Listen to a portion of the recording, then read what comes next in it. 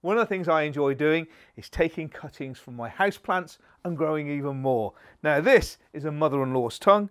All I do to propagate it is I cut a bit of the tip off, just like that.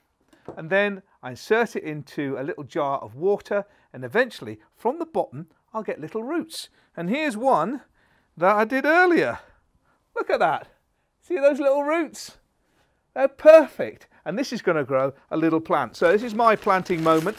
I'm just going to put in a little bit of compost here into there. Make sure there's a little hole. I don't want to damage any of these new roots. And then just push it back into position. And very soon it'll start producing shoots and produce a plant like this. Not variegated, it will revert back to green, but still it's a little plant cut for free. And it's a marvellous experience to do, growing, teaching kids and then giving the little plants as they grow to friends and family.